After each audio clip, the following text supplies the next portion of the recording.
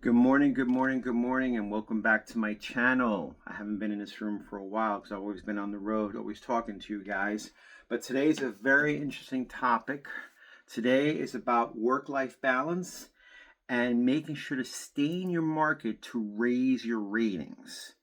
Whether it's DoorDash or whether it's Walmart Sparks or whatever ones you actually work, okay?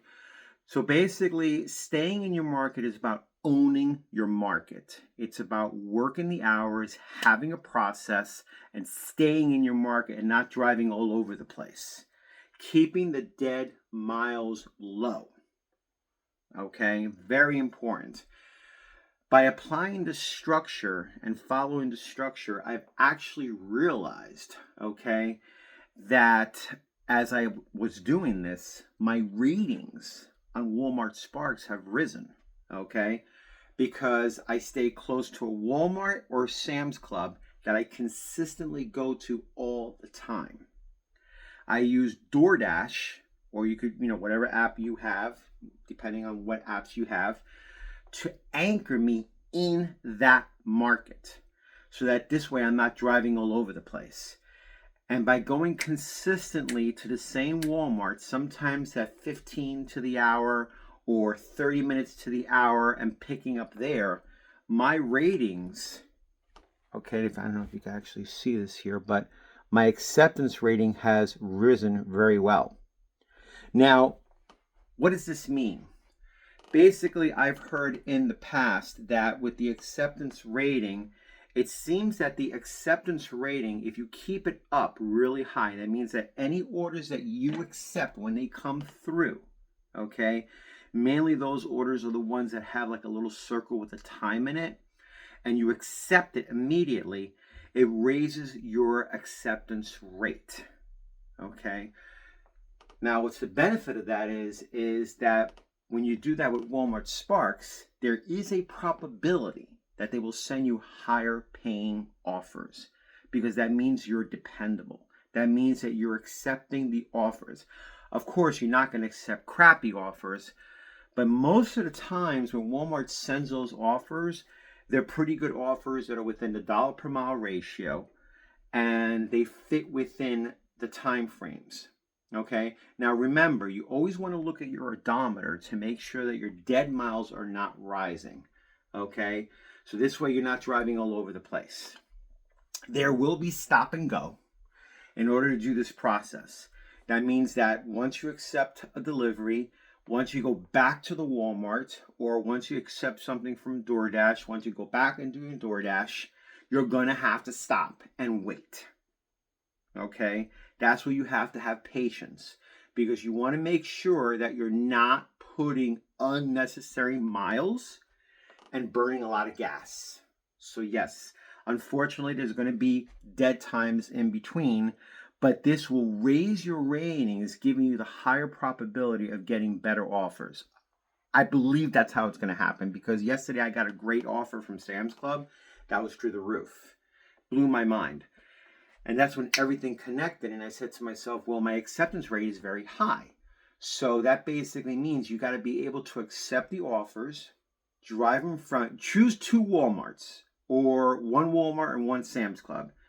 That's efficient and strong. That you know that when you go there, they pack everything up, they produce very well, and they do very well for you.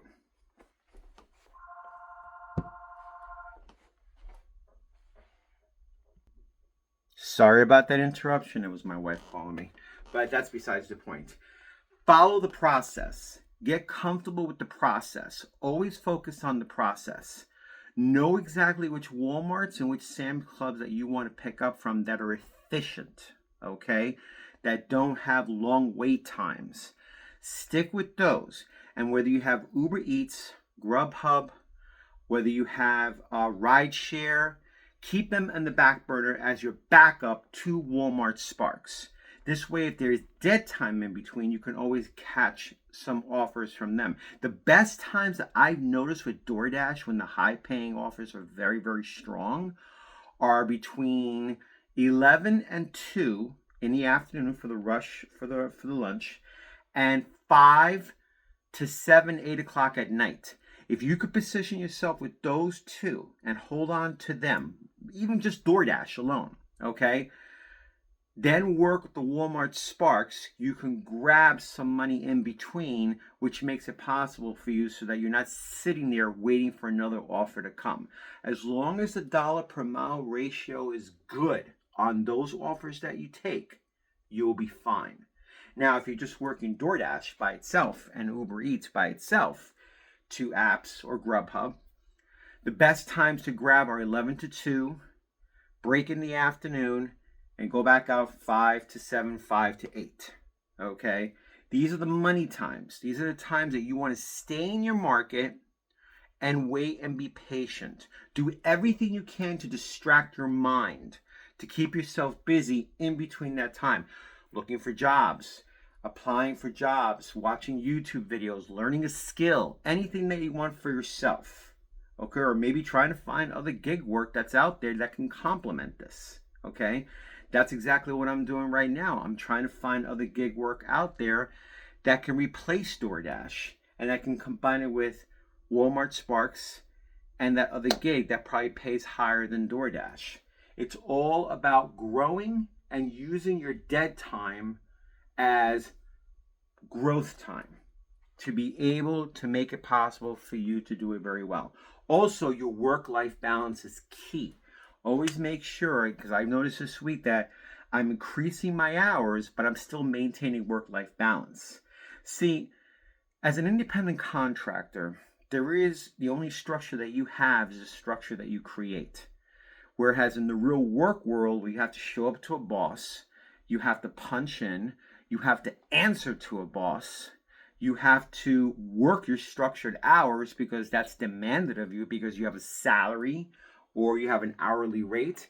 In this world, I could literally create my schedule on the fly, basically based on the value and importance of what I want in that week. Basically, like I always say, work the time and you'll be fine. Don't focus on the dollar amount. You know yourself how much money you need to make. You're your own boss. But if you focus on the time and the days that you work, that's going to help you a lot. Because if you have a timer, okay, when you start picking up your first delivery, hit the timer and start working. You're only looking at the time. Don't worry about the dollar amount. The dollar amount will take care of itself.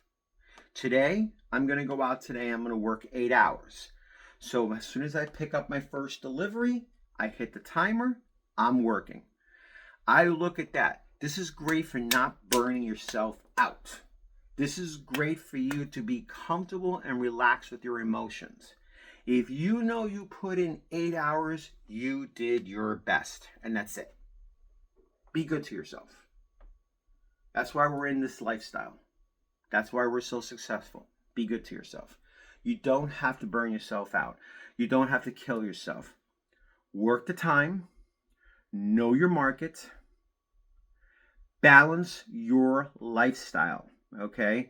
If there are people that you like to hang out with and you only need to hang out with them for 4 hours, leave them for the evening. Work during the day. It's a great feeling when you put money first before socializing. Because now I went out and I made my money for the day and I feel good. Now I can go hang out with my friend for 3 or 4 hours.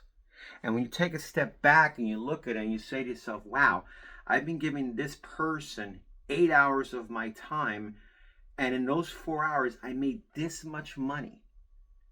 Well, now you start to realize, I don't really need to give that person 8 hours. I can just give him 4. You know, it's all about really building your schedule on the fly so that at the end of the week, you hit 40 hours. At the end of the week, you hit 40 hours plus. Okay? And if you follow the time, it will take a lot of pressure off of you. You won't feel like crap. You won't feel like shit. Oh my God, I got to hit this number. Oh my God, I got to hit 200 a day. No, you don't have to do that to yourself. Use the bonus structures, the incentive structures, work at the peak times, set the times in those time frames, monitor yourself, monitor your stats, and you will see. You will see. I've been going over my stats, and when I look at 40 hours from 2 or 3 weeks ago, and how much I made in 40 hours, it's totally different than this week. So I know I'm putting in the time, but the money and the dollar amount will fluctuate. That is the high level of uncertainty in the gig economy. And this is the best way to take the pressure off of yourself in the gig economy. You do not want to burn out. You can literally work 7 days a week, but not every single day is going to be 8 hours. One day could be 4, another day could be 3, another day could be 8, another day could be 7. And at the end of the week, boom, you hit 40 hours or 40 hours plus. And how do you feel? Do you feel burnt out? Do you feel drained? No. But you hit your number. And that's what you want to do, is work-life balance and tracking the time and staying in a solid market and working that market and multi-apping to the best of your ability and keeping your ratings up. You got this. Check out my store below for any items that you need for deliveries as well. Leave me comments in the section below, guys. I'd love to hear from you. I'd love to hear how you're doing out there. Any questions that you have. And also leave me likes and subscribe to my channel. And I will meet you out there later on.